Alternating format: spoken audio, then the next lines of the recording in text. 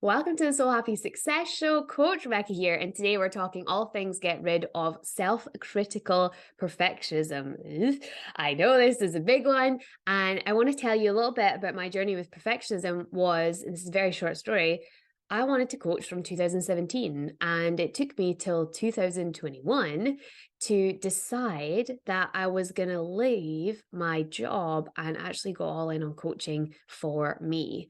And a lot of that was perfectionism. A lot of it was, what if I leave my job and it doesn't look like the overnight success? It doesn't look like Rachel Hollis. It doesn't look like Tony Robbins, people that have been in the industry for, at that time, I think Rachel Hollis had been there for 15 plus years on me, Tony Robbins for more than my lifetime. And I just kept thinking to myself, it's never going to look like them. And that's my model, my understanding of what perfect is in this industry. And it's never going to look like that. And that belief, because I thought they were perfect, I was not, stopped me. Stopped me for four years. I decided that I was just going to not do it. It took actually someone external for me to say, you could coach, for me to believe that I could do it, even though I was coaching full-time, employed as part of a government organization at the time. I needed someone external saying you could do this for yourself and make insane bank. And I was like, oh, interesting concept. So it's so interesting when we come to this understanding of perfectionism that we have an idea of what perfect is. And then when we don't match that, then that's what keeps us stuck. So I want to support you today to blow up this belief about perfectionism being a good thing, because typically what we think is, well, I just have high standards. I just like to do things well. But there's probably a reason why you're listening to this and I'm doing it. And it's maybe because one of us is a little stuck with their perfectionism. And I'm not saying that to be rude or sassy. I'm saying that because I wish someone had said that to me in 2017. There's a reason why I'm in this seat and you're in that one. And it's because one of us has chosen to just do it messy, do it in an oversized white t-shirt, and just show up with like half their makeup on and just having rolled out of bed an hour ago. So I wish that someone had said that to me. So I hope that that helps you on your way, but let's really blow up this understanding of perfectionism being a good thing, because we hold on to it as if it is the saving grace, because it keeps us safe and it keeps us really comfortable. And it means that we don't have to change. We don't have to do any of the scary things. All we're going to deal with is the emotions that we already have because we've been dealing with them for so long and we know how that goes. So we don't have to push ourselves. And I hope that you're here because you want to push yourself, because that's what today's all about. So first of all, we have to stop thinking that perfectionism is a humble brag. So when I worked for a government organization all the way back in, 2017, I was a careers advisor, I was a careers coach. And that was my job, was to help people decide on the careers that they were interested in and then go and get them. And a big part of that was the interview process, especially when I was working with my adult cohorts. So when I was working with these adults, we would often talk about interviews, and there would be this question, you probably know it, what are your strengths and weaknesses? And everyone answers weaknesses. I don't think there was one person that I came across that did not answer weaknesses with perfectionism. And interestingly, we say that it's a weakness, but we say it as a humble brag. So we say that it's this weakness, but actually I'm a perfectionist, so I do things to a really high level and I have certain standard and quality of work. And sometimes that can take a little bit more time. It is always worth it because the content, the quality of the work is so high. So we see it as this like humble brag, we see it as a good thing. And the longer that you believe that your perfectionism is helping you, the more you're going to trip yourself up. So let's work on that belief, because we need to poke holes in it to break down the neural pathway that you have that currently says perfectionism, perfect, is a good thing. To be labeled as perfect is a good thing. To be labeled as the perfect child is a good thing. Okay? And it's not. It's not. It's hurting you. And I'm just going to be honest. I'm going to be unnecessarily savage because it's our role. But it's to help you break through that your perfectionism is good, because it isn't. And I want to help you understand, if you understand neural pathways, and essentially that's, how your brain makes connections. In very layman's simple terms, I am not a scientist. I'm just really interested in the brain. So essentially you have this neural pathway that says perfect is good, because it's seen as a good quality. It is seen as, it's a positive word. However, we have to start to break that down. So the neural pathway right now says perfectionism is good. It's like a highway. It's so fast. You're going to go from one to the other, and you're probably not even going to remember driving. It's that smooth. It's that easy. But to say that perfectionism is bad, it's very confusing when it's something that you kind of pride yourself on, as much as you're like, oh, but I need to solve this problem. You kind of pride yourself on it, right? So the neural pathway there that says your perfectionism is hurting you, your perfectionism is not good. And this is not, don't take this as you're a bad person. You're not a bad person. It's not an identity. It's a bad thing because it's creating outcomes that you don't want in life, or you wouldn't be here. So that pathway is more like a country road. There's potholes, there's animals on the road, there's crazy drivers that come around the corner at a speed of knots that is completely not okay. Just FYI, I've started driving, we live on a county road. And I swear, all these like other people on the roads that know the roads, I am terrified. Like going around a corner, I'm like 5 miles per hour, and I understand that creates as many accidents, and I'm working really hard on it. But dear Lord, to have an 18-wheeler just round the corner when you're trying to learn to drive is terrifying. So that's your neural pathway now that says perfectionism, not a great thing for you. And the thing is that why do you think those 18-wheelers can drive so fast on those roads? One, because they're wild. I mean, I don't think it's a good thing, right? But the reasoning why they think they can do it is because they've driven it so many times. It becomes like a highway to them. And I'm not saying this is a good or a bad thing, and we're not talking road rules. But what I'm saying is this is what we want to do with the neural pathway in your brain. Because it's almost like maybe there was a country road, but they've decided that they're going to build the highway instead. And it's going to be bumpy along the way. There's going to be roadworks. There's going to be road workers. It's going to be challenging. But eventually you get to a point where you have a new highway. It says perfectionism, not a great thing for you. And the old highway that says perfectionism is the best thing, it's so safe, it's so all these good things that you're giving it, has fallen into disrepair. It's the new country road. And it's a mess. And that's essentially what you want. You want to change the mindset. You want to change the neural pathway. And to do that, because that's a very nice analogy, right? But to do that, you have to ask yourself a few questions. So I want to give you 3 really key questions I started asking myself to get over my perfectionism. And it was, what is perfectionism holding you back from? For me, it was holding me back from location freedom, and that really hurt. That's what I wanted. It was holding me back from making more money, because in my job I was capped. It was holding me back from doing what I wanted, when I wanted, with who I wanted, and that one stings. So it was holding me back from this life that I craved for myself. So it gave me a lot of fuel and motivation to just do things when they weren't perfect, because I was like, perfectionism is holding me back from all these things. What have you missed out on because of your perfectionism?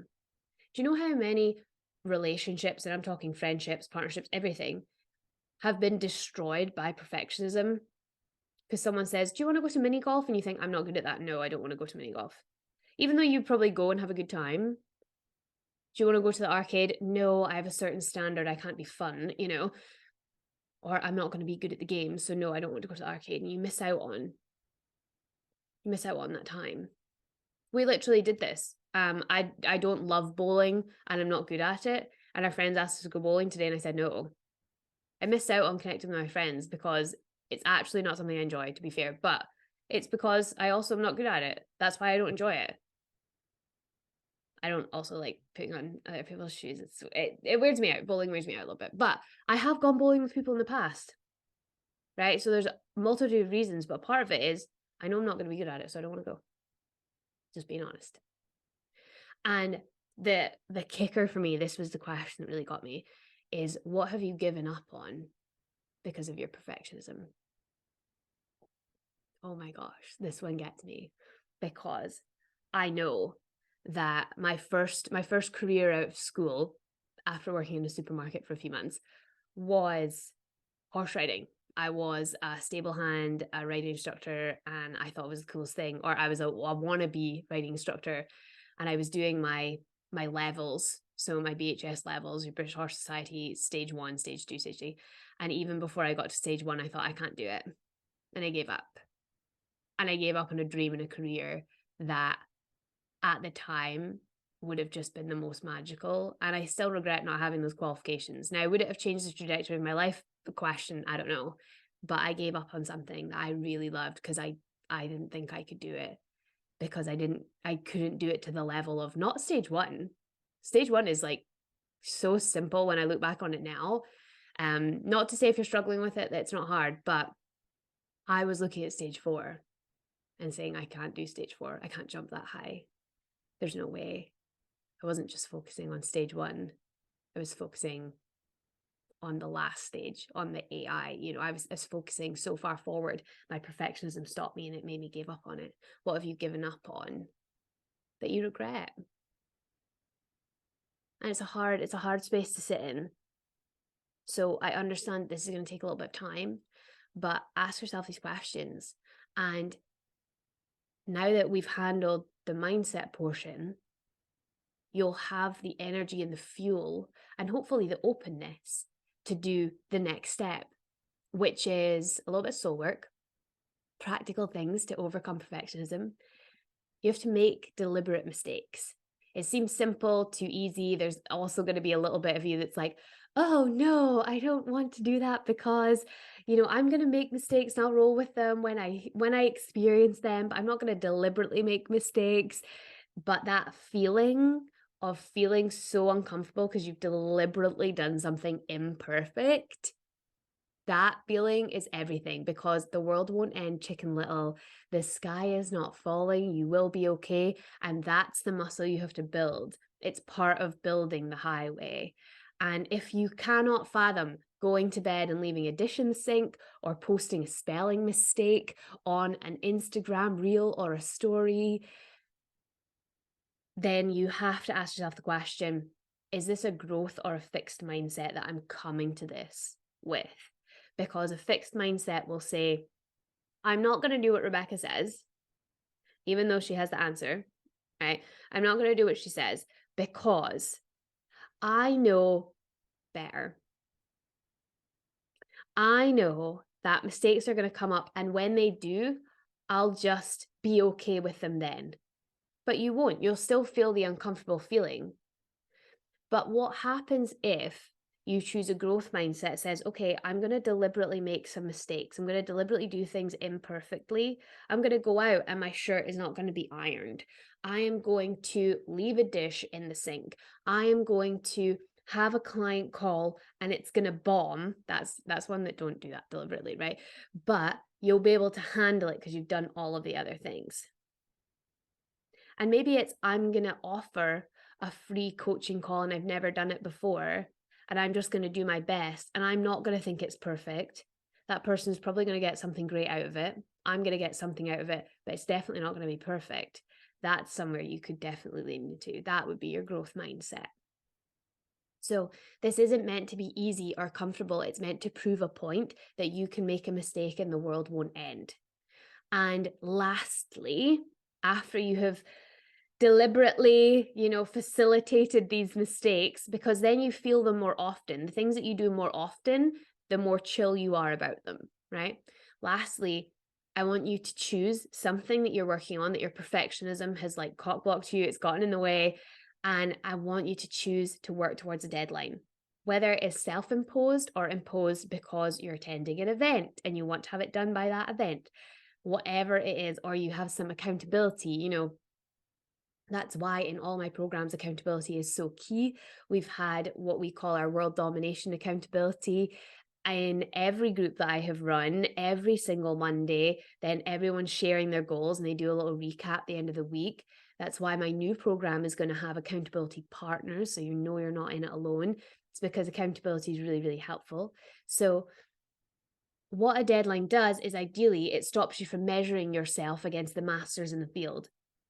Don't measure yourself against Rachel Hollis or Tony Robbins or whoever it is that you idolize in your field. Don't measure yourself against them because you don't have the time. You don't have the time. The deadline, you want it to be decently short. Give yourself enough time to do the work, but decently short. And then what happens is you don't have the time for perfectionism. You just have to get it out. And if you shift the deadline, this is something that typically people will do because they set a deadline, you don't stick to it, and you're rushing at the end, and that flares up your perfectionism and you think you can't do it. So you shift the deadline because it was just something I self imposed anyway, or my friend will understand, or what can my accountability partner really do, right? If you shift the deadline, that will still create a pain in you. And you can choose to use that as fuel to use for the mindset portion of breaking down the perfectionism, because that feeling of I'm having to put something else off because of my perfectionism will again poke holes in the humble brag of your perfectionism. And you can rinse and repeat, perfect 3-step system, rinse and repeat. So you're going to drop the perfectionist pride. You're going to work really hard to do that, I know. So well done for accepting the challenge. You're going to make deliberate mistakes and you're going to work to a deadline. And if there is a question that you ask yourself from today, please let your power question be, what have I given up on because of my perfectionism?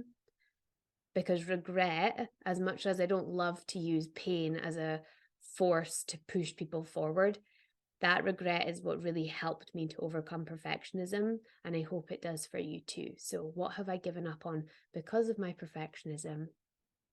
And in the meantime, before I see you next week, as always, I'll be over here believing in you, and I will see you next Tuesday. I didn't mean it to come out like that, but that's accurate. So I'll see you then.